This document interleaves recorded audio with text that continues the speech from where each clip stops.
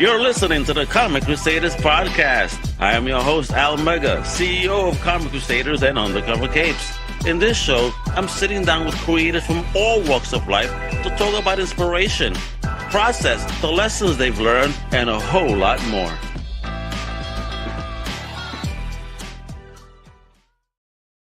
Wepa familia, strap up and hold on to your case, because today we're going to be diving deep into a universe unlike any other.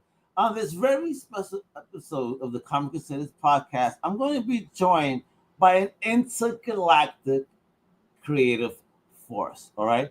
He's going to be here to unveil Galaxy Memorial Park, a superhero cemetery packed with cosmic legacy, galactic gravestones, and heartfelt heroism. It's a beautiful tribute to those who've saved worlds and paid the ultimate price. So whether you're a sidekick, a vigilante, or just here for the capes and fields, get ready for laughs, insight, and superpower storytelling with the one and only big boss, the creator himself, Mr. Levi Skeen, baby. That was great, Al. That was awesome, man. Thank you so much.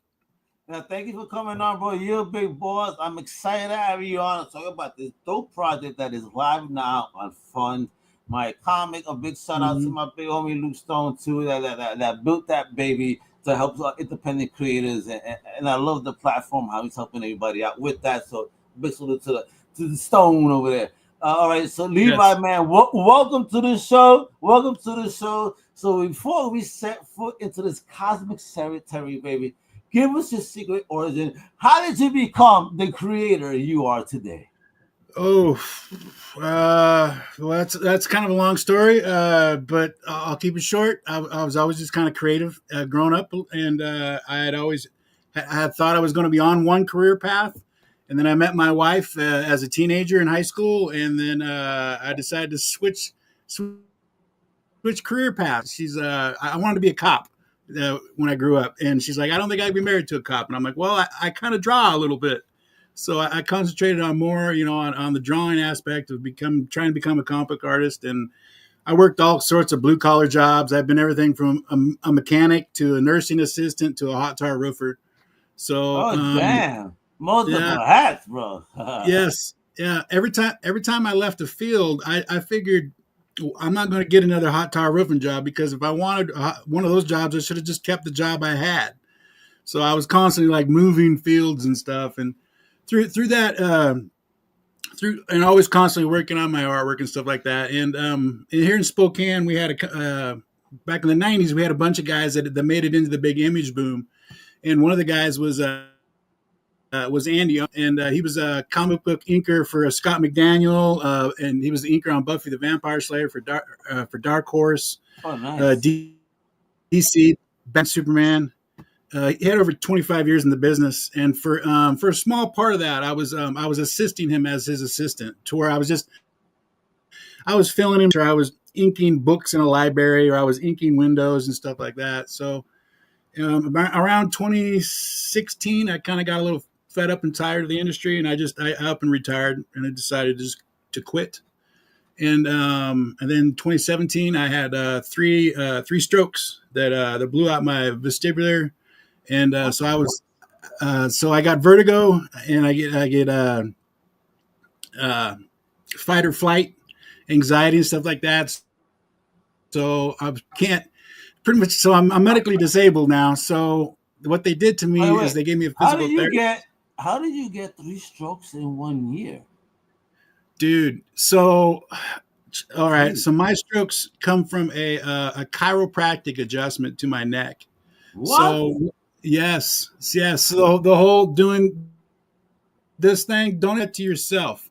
Like it's a secondary injury. Somewhere in my life, I injured my neck, and what it does is the injury in the large veins that are inside your neck. You'll injure it, you'll get whiplash. It'll cause a stretch mark in there, and then so the secondary injury, when they make the adjustment on the neck, the skin tags will flake off, and then flowed up into the brain. Mine went into 3 spots. The cerebellum is the lizard part of the brain, the stuff you're born knowing how to do. So like you're born knowing how to balance yourself. So it blew that system out. So that's crazy. Yeah. So chiropractic adjustment to my neck, because I had all those jobs. Like think about like the mechanic, bad for your back. Nursing assistant, bad for your back.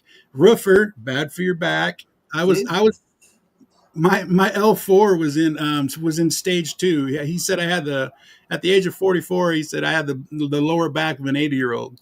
So that's Jesus, bro. That's what I was going in for. And so I just go in, I have a chiropractic adjustment, and 3 days later, I'm in the emergency room with half my stuff just drooping, and the doctor's like, "Hey, Mr. Skeen, you do smoke cigarettes. You don't do any kind of illegal drug activity and stuff like that." He's like, "Have you had a chiropractic adjustment to your neck in the last week?" And I was like, "Yeah." And he's like, "Was it rough?" And I go, "Dude, those words literally came out of my chiropractor's mouth." Like after he did, he's like, "Oh, that was a little rough." So it wasn't. Oh man, it wasn't his fault. So it's not like I'm going to go after the guy. And I get it. But you go through that, after. So that's after you quit comics, you go through this. Yeah. And I'm just working. I'm just a working slob. I was screen printing T-shirts. I'd been screen printing T-shirts for about 10 years by that time. Because it was a nice job where I could stand up pretty much straight. You bend over a little bit, doesn't hurt your back too much, and you just load them, you load the dryer, and it's artistic. And so I was once my strokes happened, they sent me home and they give me a physical therapist to, show up at my door, and he gave me the wrong brain exercises. And so by December, I was back in the emergency room again with a swollen brain. What? Yeah, I didn't, all the stuff you learn, right? You can exercise your brain to the point where it'll start swelling like a muscle. What? So dude, you had an incredible Hulk brain for a moment? For a moment, I did. And what the signs were is I would only sweat on my stroke side. Like literally the line down my face, like this side of my face would be completely soaked and this side would be dry. So almost like Two-Face in comics. Yes. Yeah. So I'm in the emergency. You are teaching me some shit here, but that's crazy. It's stuff I had to learn. I had to do a bunch of deep dives into this because it's not a real common thing. Like there's no doctors that specialize in it, So God bless that you're still here after all that trauma. My yeah. gosh. So the one thing. So he had me doing. So part of the vestibular is it gives. Your body sends out signals based on, and that will be your pattern recognition. Think of the caveman crouching down, picking up something off the ground on the Serengeti, and then a saber-toothed tiger. He's in the bushes, camouflaging himself, but independently in the background, similar to like a virus, like McAfee virus on your computer, right? It's in the background running these things. You just don't notice them. And subconsciously, your body will notice that the pattern is off. So it's noticing that slight bit of camouflage that the tiger can't cover up. So it sends a chemical signal from the brain to your gut, right? So it's pumping your gut full of all those like, hey, listen to your gut, And so you get the anxiousness, you get the anxiety levels, stuff comes up because the pattern is off. So now that mine's broken, it's like having your McAfee virus at the front of your computer, and every single little detection that it gets, it goes, "Hey, might be a virus. Might be a virus." Oh shit! Bro. So instead of running in the background, I see patterns all over, and they mess with me. Yeah, I'm sorry, but the way you're talking about patterns and all, it made me feel like you know everything about Final Destination. Yeah. Yeah, the Final Destination guy. Have you seen Bloodlines yet? No. The new one? All right. Yeah. Wait till you watch that. I'm not going to spoil anything for you, but you're making me think about it right now. Please watch Final Destination Bloodlines, the last one. It does tie into the OGs. It's not no remake, So, but there's something there in particular you make me think about. Like, okay, that's you, but I'm not going to spoil it for you. All right. So let's get into this, bro. Galaxy Memorial talk, bro. Who hurt you? Like this is both beautiful and heartbreaking. Where did this powerful concept come from? This concept, this concept is over 10 years old. Once just to briefly go back for a second, once we figured out what was broken on me, we knew what I could and couldn't do. And one of the things that I could do was my artwork.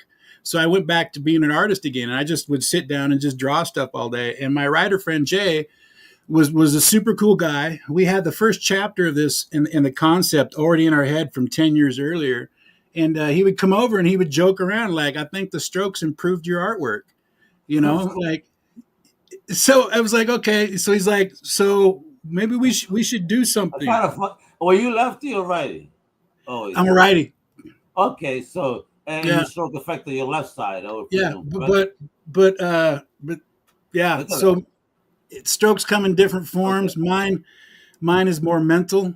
Then I will space out. I will forget what I'm saying. There's things that I couldn't do, So it did gift me with mobility, but the sensations are all messed up. Like if I touch tile, it feels like an electrical shock. Oh, really? Oh, that's fucking crazy. So it's some weird shit. But I think that, just thinking of what you said, maybe, and your friend joking, but maybe you did open a more creative side that allows you to feel more freely in your drawing. Maybe you feel more, I don't know, that freedom. Seeing the it totally, dude. It made me concentrate more and work and see the patterns more.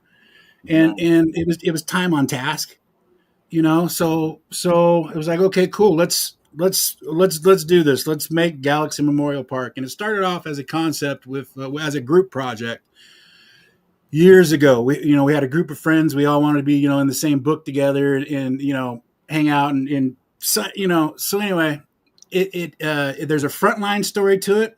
And then a bunch of flashbacks. So the frontline story was going to be handled by one artist, and then the flashbacks would be handled by a different artist for the different flashbacks for different characters. So in the process of getting this thing up and rolling again, I went ahead and I just did the first volume all by myself. So I did the frontline artwork, and then I did all the flashback artwork. We're on volume 1. This is what we're. So was that your first comic book project? As far as self-publishing, yes. Yeah. Otherwise, I don't have any Dark Horse, DC, and those companies. They don't do co-creator, co-inkers type of deals, right? So I was never listed that way. But my publishing credits for my own personal inking project. I worked for Arcana. I did inking projects for them. I did Alternative with Pete Sametti.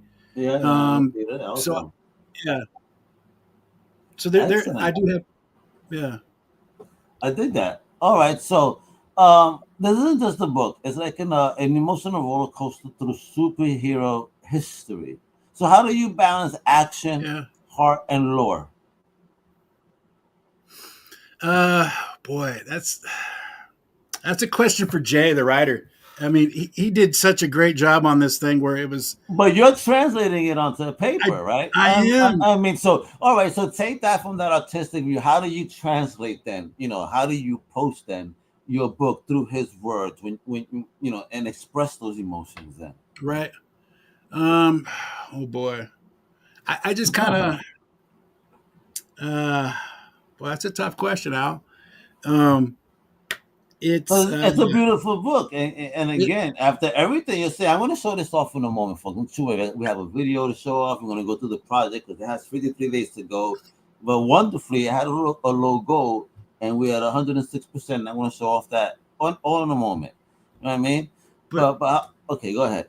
I would say it was. We talked backstage about being meant to be here, doing things, making a change in my life, and going these are my new prime directives, and one of them was finishing things, and I really wanted to finish this project, and number 2 was making myself happy. So I would take the script and I would look at it, and Jay's such a great guy, and we communicate so well. We've been friends for over 20 years, and this is just the first project we've together, and it's one of those yin and yang things where it's hard to look at the project and go, I put that in there, or Jay put that in there, because I mean, it's so, there's like this Lego and this Lego, and then he did this Lego, and then I did this Lego, and we were just all constantly, since it's like a love letter to comics, so we were just completely, everything in there just kind of flowed, and we just kind of, it all made sense to us. You know, we didn't fight over it. It was a passion project. You know, we weren't going to go like, hey, I got to make this because it's cool right now. We were like, hey, let's make ourselves happy, you know, by doing this. Because you would hear that from like musicians and stuff, right? They were like, well, I didn't make the album for the fans. I made it for myself. And you're kind of like, I totally get that. If I make it for me, the people will show up, you know, because I'm a fan and I love cool stuff. And if I think this is cool, hopefully other people think it is cool as well. All right, now let's do this. Let's talk about that. Like illustrating it, you know, and having fun with it. Like, do you have a favorite page or anything like that? Because I'm about to bring her up. Do you have a favorite page? Any scene that you've drawn? As far as in the ad that we're giving away for free, I would say the big splash page with the seed people. But as far as that is shown on the seed people, we really want to have a for lack of a better term, a cookie cutter type character where you're already thinking, okay, that's their Superman, that's their Batman, that's their. So we wanted some of these flashbacks to be recognizable, so to speak. You know, where we're like, okay, so you know, attack of the body snatchers. You know, we're like, you know, the alien spores come down onto the planet, so we're like that. We need. If we just show a picture of that on one page with a little bit of, you know, storytelling in there, people are going to be able to project and go, I think I know where this story was, you know, or I've seen this type of story. This is because one of the things that we wanted was is that old school feel of the book that this universe is in.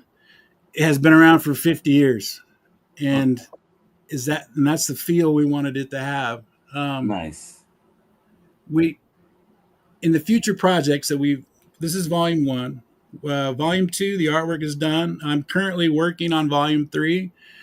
We've hired the flashback artists for volume 2 and volume 3, and one of the things that we tell them is, you know, we give them a character. We're like, here's the character sheet, and we're like, it's everything, any small tweaks you want to make is absolutely fine, because we look at it as you were the artist that worked on Silverbug issue 185 through 145, and you decided to put your own little flair on everything, you know, your own little style. So if they're doing a Silverbug flashback, that's like what we fully expect. You know, we expect you to that feel of like, man, I want to go look for these back issues.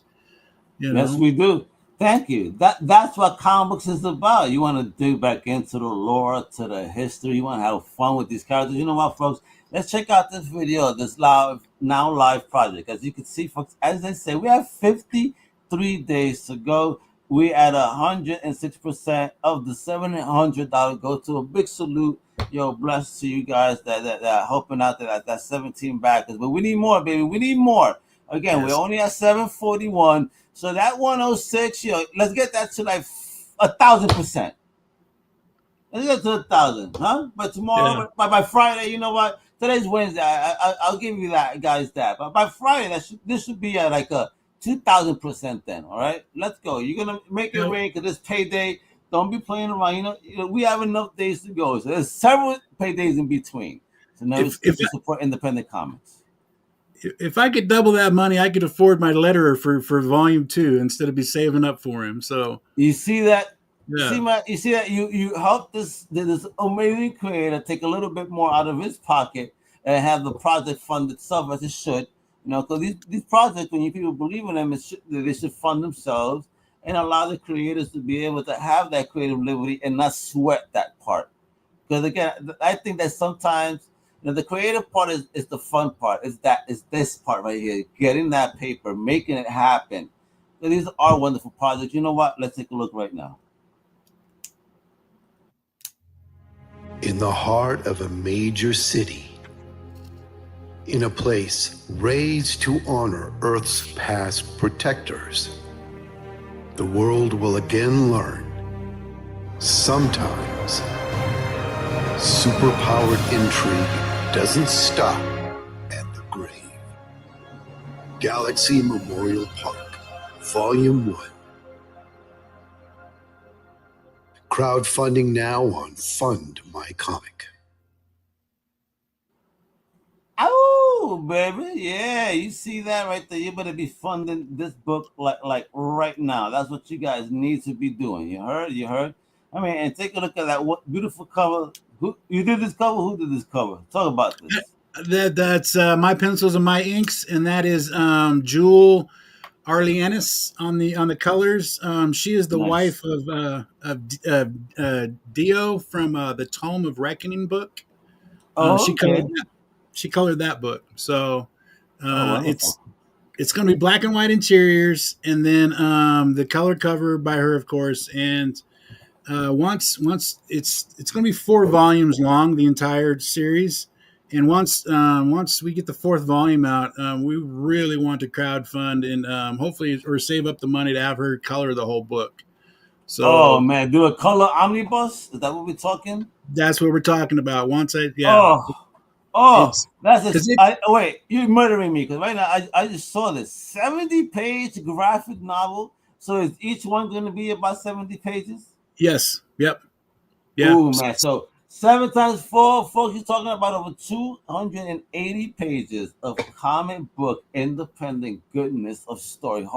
Bro, you're gonna do 280 pages of artwork and inking. Jesus Christ! I'm already on volume 3. Whoa, bro! So what a task, bro! Yeah, bro. Crazy. I mean, and look at these interiors. Ooh, I love me a black and white comic book, man. That's why I made fun of Walking Dead. And when Walking Dead came out, I love telling people this story. Because I was telling all my friends, yo, this is so dope. You know, it's kind of a cool story. It's about zombies, but not really. And everybody said, it's black and white. It ain't going to go nowhere. That's what they told me. I'm like, yo, it's about the story. Because I've always been a story guy. All right, whatever. Mm-hmm. All of a sudden, 2 years later, when it's popping off on TV, those very, very same friends are like, yo, are you interested in selling your books? I'm like, get the fuck out of here, bro. Dude, it's funny you said that because I've been kind of saying that with this artwork for volume 1, where I used to tell my friends, I'm like, you guys need to pick up Walking Dead. And they're the same way. They're like, why? And I'm like, because. And I'm like, the only problem with Walking Dead is don't fall in love with the art because it's going to change. Right. Yeah. And I've been saying that about this, like, don't fall in love with the art because it's going to change. This is a guy recovering from a stroke. This is a guy working on his craft. So it definitely, I'm dying to show off what I'm working on now. Well, this is what I'm excited about, to see that growth, to see this journey after everything you've gone through. I mean, this is, you need a trophy and award or something, right? Because I'm excited to see then the growth as you go. That means we're going to experience your healing through your art. That's kind of fucking cool to me. Now that you share that, like, okay, now I'm going to be excited. Okay, let me see this volume 2, 3, 4. It's like, how crazy is your art going to get? By the end of this, it's going to be what, the next fucking Picasso comic books? What's going on here, bro? Like, hey, yeah. I mean, and look at that. It's beautiful art, though. Nonetheless, you're talking all this stuff that you've gone through, but look at this. I know good artists that don't even know how to draw feet. You know what I mean? Yeah. Oh, this is great, dude. I love it because, again, like I said, I'm a big black and white fan. Look at this. What is going on in here? What are these things? This reminds me of the old Hulk comics when you had the laser beast, that electric monster come at him. Zap, right? What was his name? Yes.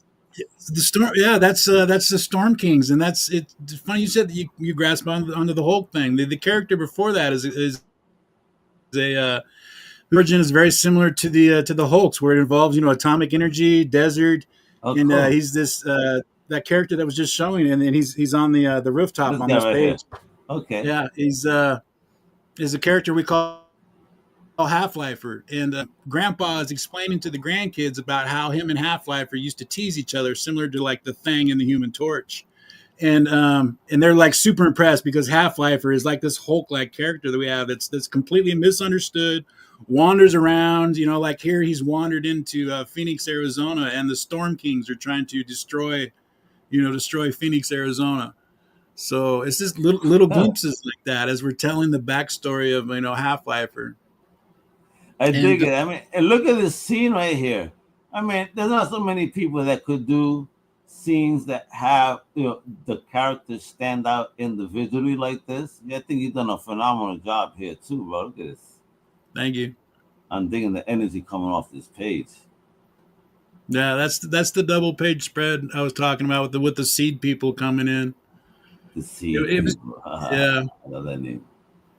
It's basically chapter 1 here, which is basically the first 32 pages of volume 1 here. It's chapter 1 is basically the story of Grandpa, and Grandpa is he's a retired superhero. He's in this picture right there, swooping by the you see the gorilla. He's smashing stuff together. Grandpa's actually swooping in there, and right. And we've done enough. Me and Jay would get together enough to where we've created a pretty much a Bible on all these guys. We created over 100 characters with backstories. And Grandpa there, being a retired superhero, his son followed in the tradition of being a superhero. And then his son passed away, and he left a widow and 2 kids. And so Grandpa, the widow does not want the kids to grow up to be superheroes. So Grandpa's not even supposed to have those kids at the park. So on page 16, if you've read it, like I leave you on that cliffhanger, like Grandpa loses one of the kids in the park. So, which is kind of your first indication that something is wrong with the park, because the park is, we have what we call the Watchman protocols. And if Peter Parker died, he would want Mary Jane to be able to visit his grave without being harassed by the Green Goblin. So the park takes care of that. The park knows you by your fruits, like no evil shall happen inside the park. So that's your first little indication that we give you that something's wrong in the park because this kid goes missing. Oh, that's a little mystery. I like. Let me tell you, because not many people compliment things like this. I've noticed in artistry, but the buildings in the background also a dope job. I like it. I see what you're doing here. Background stand out too. You have an attention to detail. I like that. That's very good to point out. That goes back to my assisting on the inks. I was always doing backgrounds.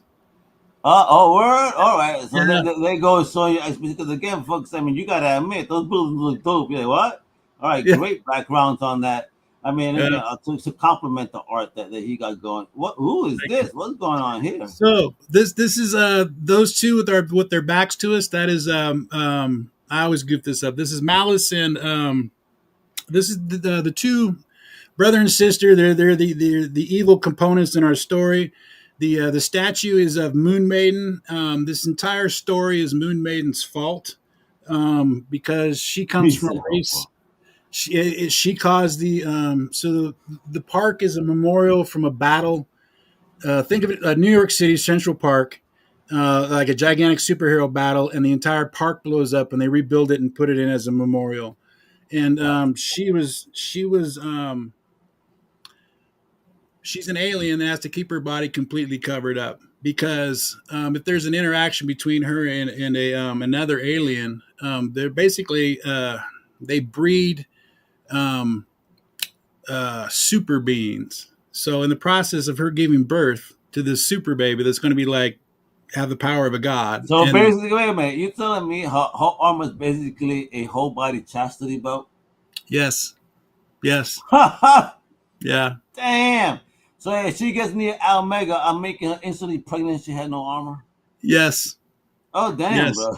and then your baby will be the ultimate Omega. It will it'll reach the evolutionary scale of like it'll be able to just read minds and fly and then it's gonna want to kill Papa. I'm sure. No baby Mega. No baby Mega. Keep her away from me.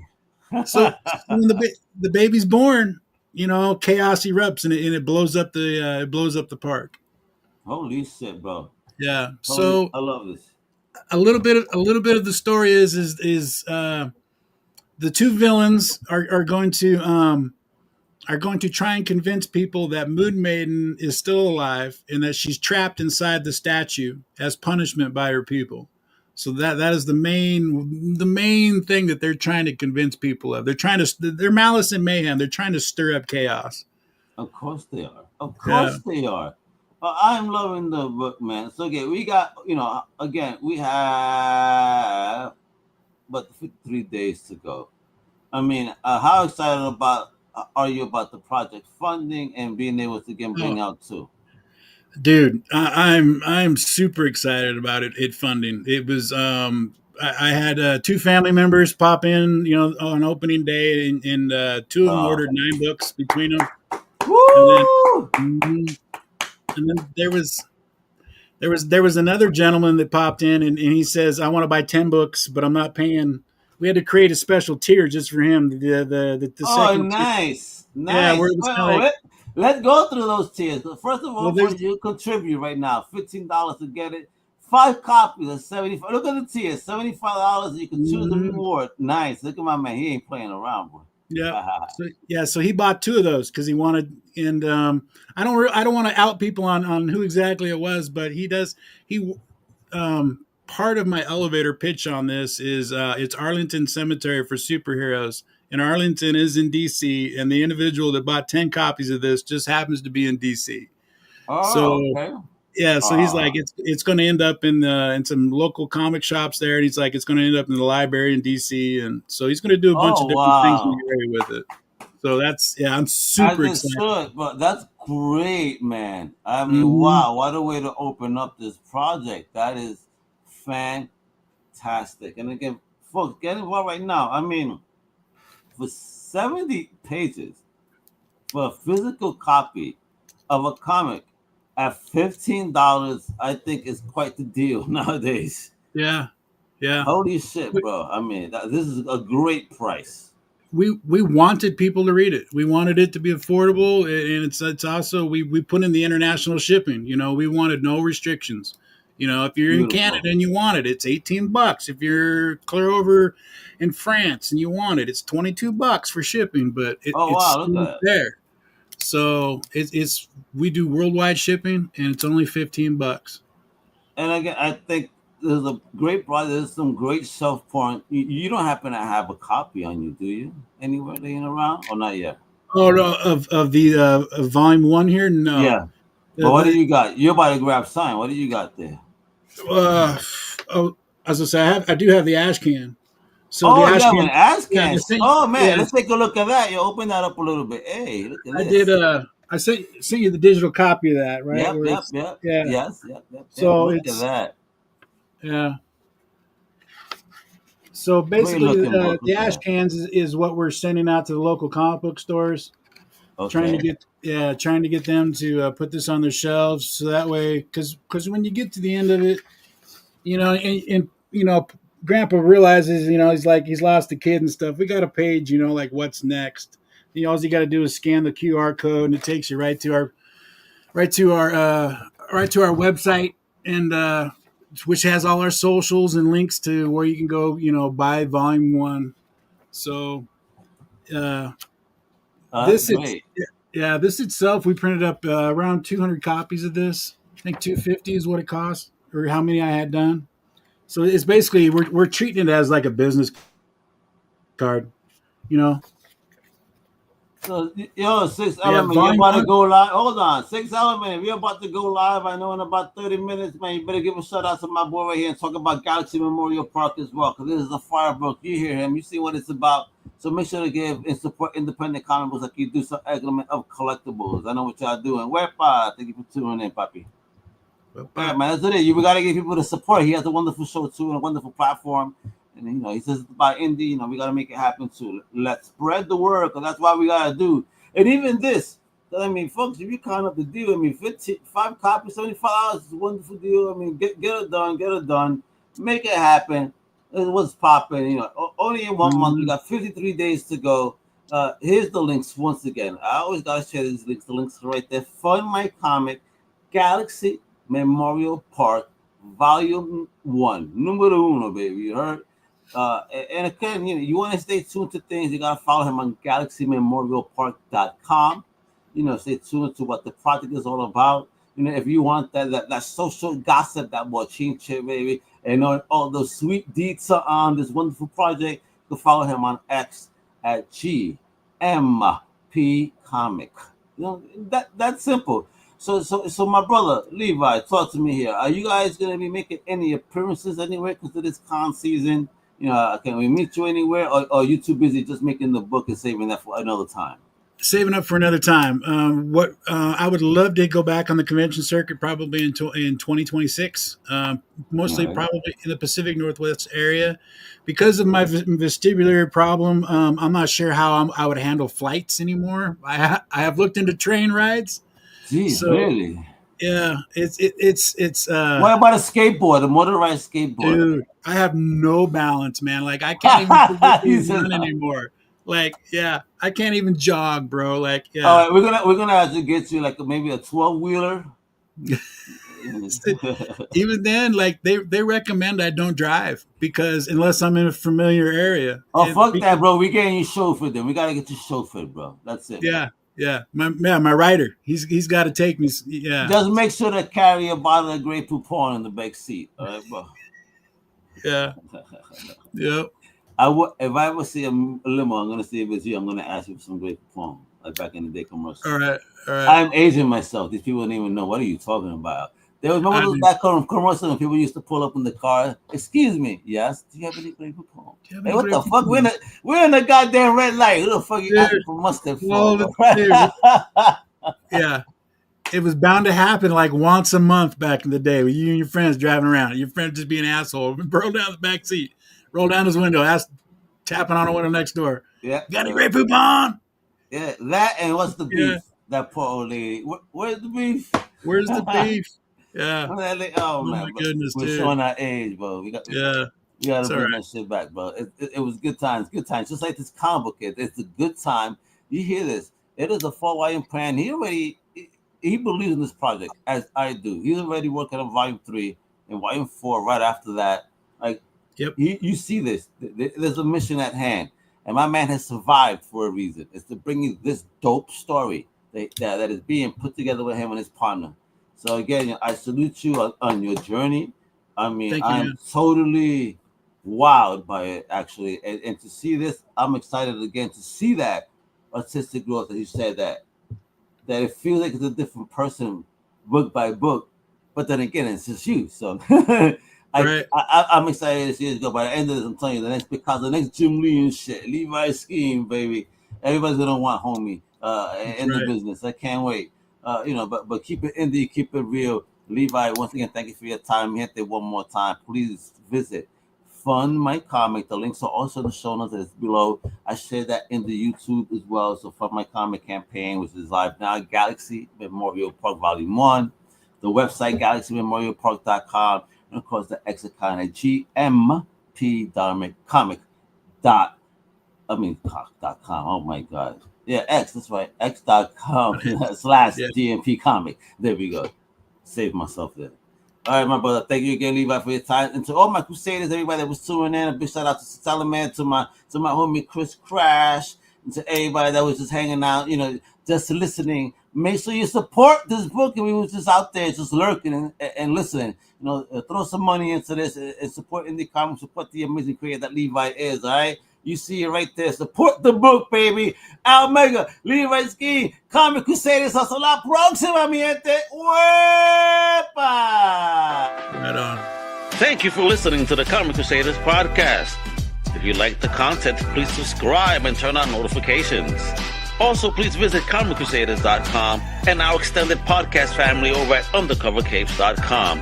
And also, make sure to download the Comic Crusaders app on the Google Play Store today.